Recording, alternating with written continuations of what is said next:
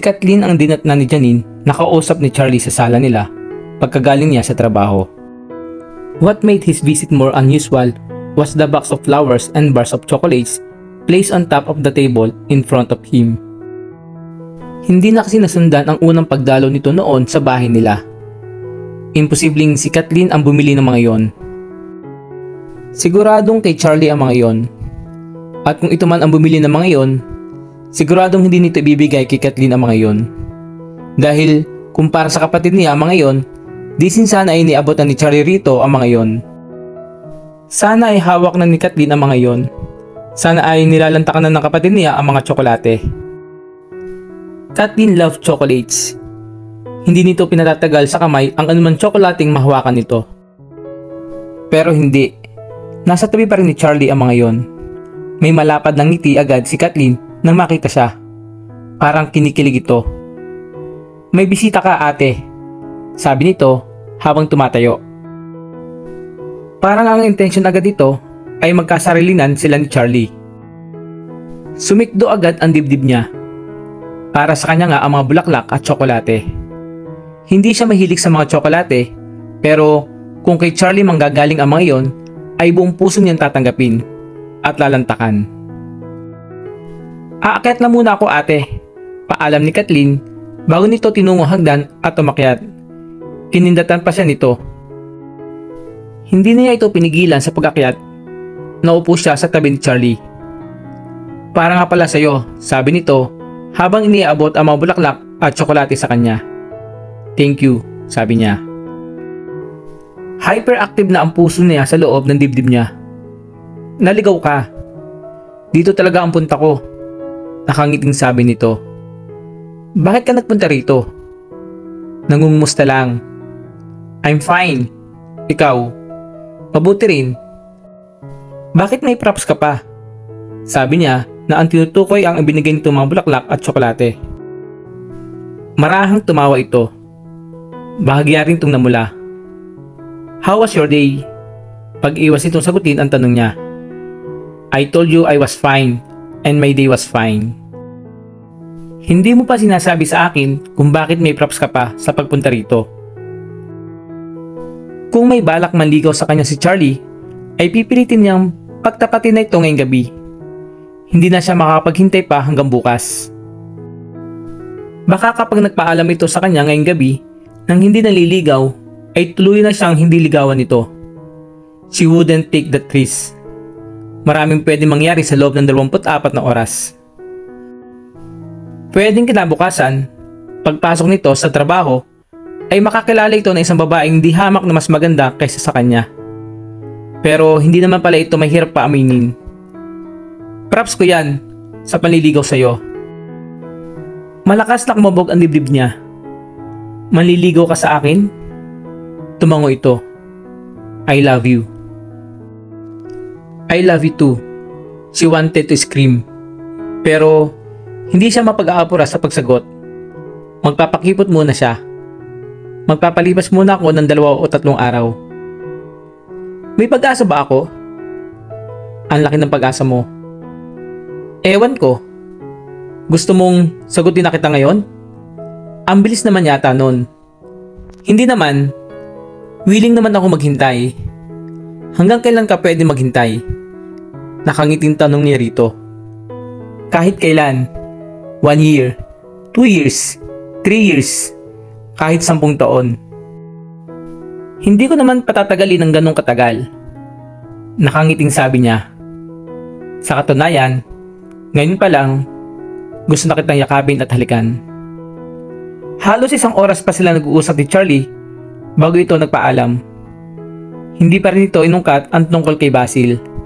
Maybe, he was just being a gentleman. Parang hindi nga naman maganda na ungkatin nito si Basil. Baksak na si Basil. Natatakot siguro si Charlie na matapakan pa nito si Basil kung pag-uusapan nila ito. Pwede rin baka gusto ni Charlie na tuluyan na niyang makalimutan si Basil.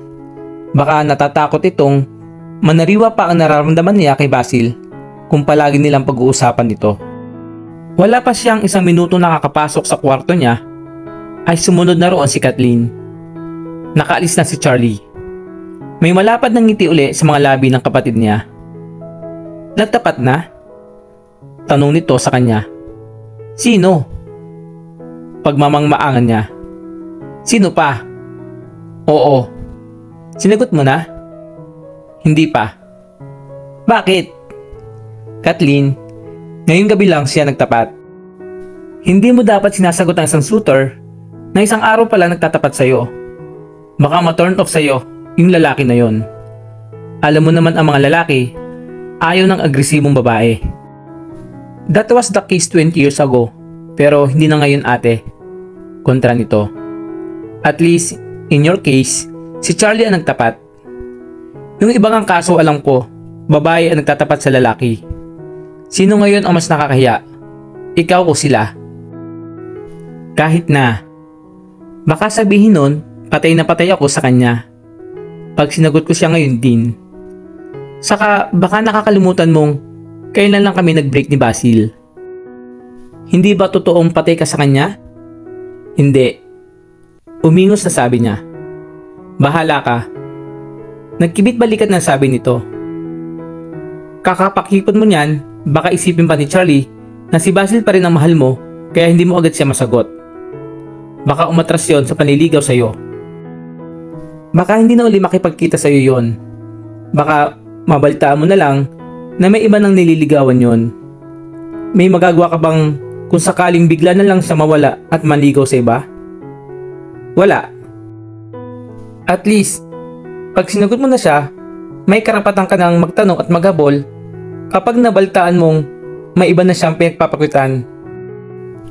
Pag hindi siya nakapaghintay, that just shows na hindi niya ako talaga mahal. Okay lang. My feelings won't get hurt. Nagkibit balikat na sabi niya.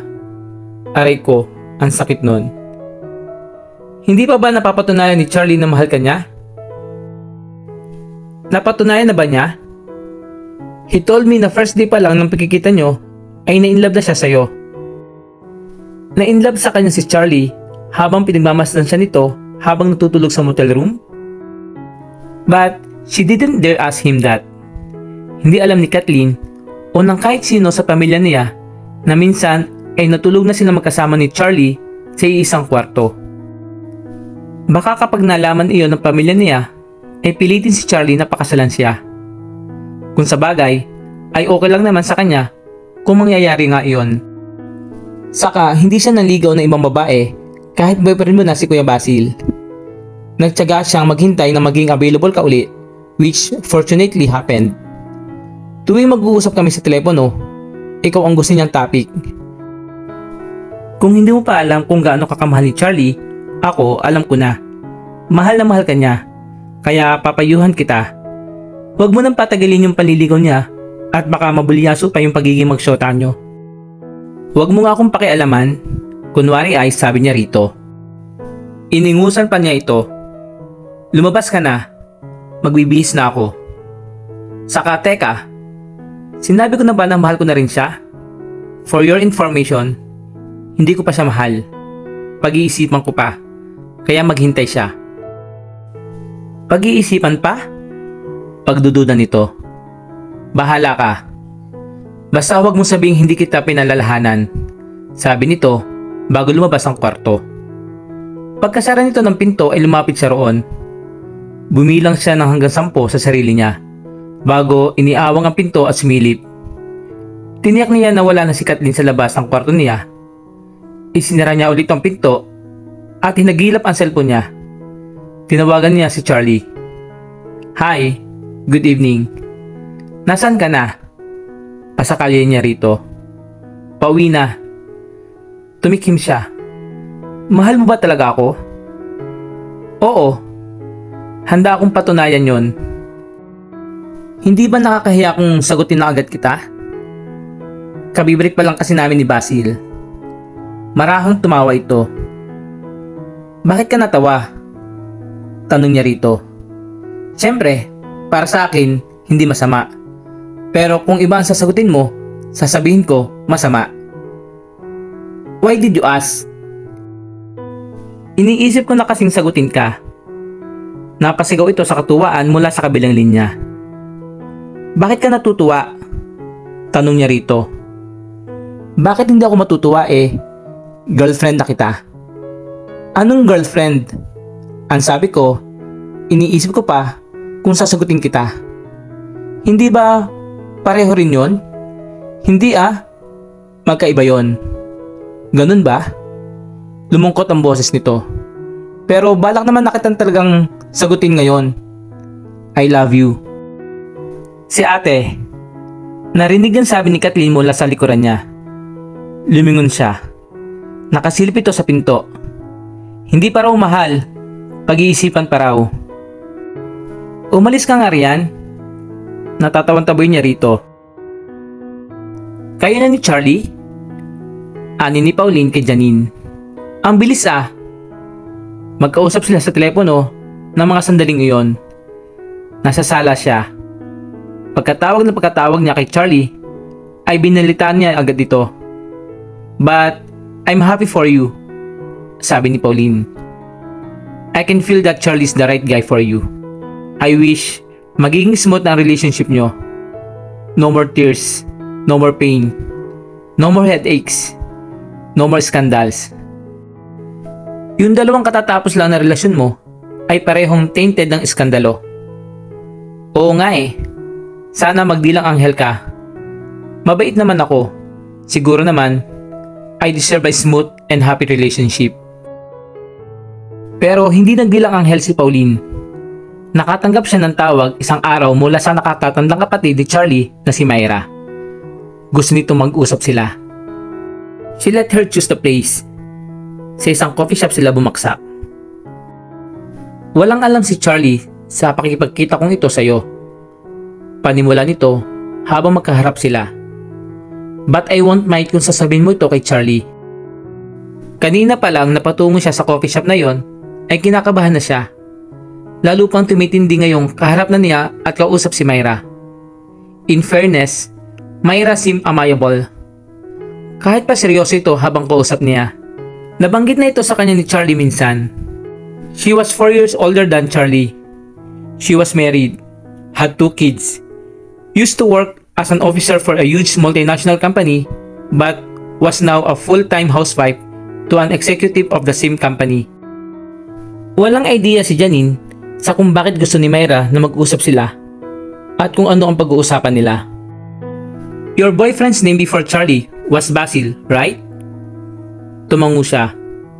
Somebody told me about him, but it's not Charlie. What about Basil? He recently made the news. Bigla ay gusto niya manliit. Care to tell me about it?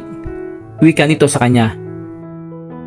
A woman accused him of inflicting injuries on her and threatening to kill her. Ano ang ginawa niya sa babae? He had sex with her. He forced her to have sex with him. That's what I read in the newspapers. Pinupresa nga niya yung babae. Ano ba ang kaugnayan ng nangyari kay Basil sa relasyon namin ni Charlie? She was starting to get annoyed while Myra remained calm. Malaki. Sabi sa balita ay palaging ginagawa iyon ni Basil. Go directly to your point, please. Kung nagagawa ni Basil sa mga babaeng hindi niya kilala ang mga ganong kahalayan, pwede rin niyang gawin iyon sa mga nagiging girlfriend niya. Am I right? Hindi pa niya kailangan magbayad. No, hindi niya ginawa sa akin yon. Paano mo ako mapapaniwala riyan? It's the truth. Wala nangyari sa amin. Are you trying to tell me na namumwersa ng babaeng hindi niya kilala si Basil? Pero yung girlfriend niya ay hindi niya ginagalaw? Yes, I'm trying to tell you that. I don't believe it. Napalitan na ng galit ang nararamdaman niyang kaba. Tumayo siya. Hindi kita pipiliting maniwala kung ayaw mo. Calm down. I'm not trying to provoke a fight here, sabi nito. Can you prove what you are saying? I'm leaving. Wala akong obligasyong sagutin ang mga tanong mo, sabi niya bago malis. Thanks for the coffee. Humakbang na siya palabas ng coffee shop. Nahagip ng mga mata niyang tumayo na rin ang kapatid ni Charlie at sumunod sa kanya. Sinabayan nito ang mabilis sa paglalakad niya. Sabi mo, hindi ka pa nagagalaw ni Basil. Does that mean you are still a virgin? Hindi siya sumagot. Please answer my question. Yes, I am. Are you willing to prove it? Tinapunan niya ito ng tingin. What do you mean? Let a doctor prove it. She was immediately aghast at the idea. No, I'm not gonna do it. How can you prove you're still a virgin? My future husband will know it. I'm not buying it. Paano kung niloloko mo lang pala yung future husband mo? Pwede ka ba niyang isauli sa mga magulang mo pag nalaman niyang hindi ka na virgin? Hindi siya sumagot pero nakakaramdam na siya ng galit sa kausap. Tinitimpil lang niya iyon dahil kapatid nito ni Charlie. Hindi na lang siya kumibo. Binilisan pa niya lalo ang paglalakad niya. I love Charlie. My whole family loves him. Ang gusto namin ay makatagpo siya ng isang babaeng disente. Yung may ipagmamalaki niya, ani nito. Disente? Siya dati ang naghahanap ng disente. Ngayon, siya naman ang pinagbibintangang hindi disente. Naiwanan niya sa paglalakad ang kapatid ni Charlie. Hindi na ito nagtangkang humawol pa ulit. Siya? Hindi disente? Oh God. Muntik na sila magkalayo noon ni Charlie dahil ang akala niya at ang mga kaibigan niya rito ay hindi ito disente. Ngayon, nagbabanta na naman sila magkahiwalay ni Charlie dahil siya naman ang pinagbibintangan ng pamilya nito na hindi disente. Gusto niyang matawa sa katarantaduhan ng sitwasyon, pero ang naramdaman niya ay may luha sa kanyang mga mata.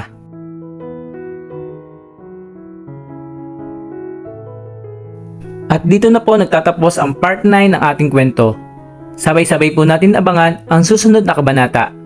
Maraming salamat po, God bless, and stay safe.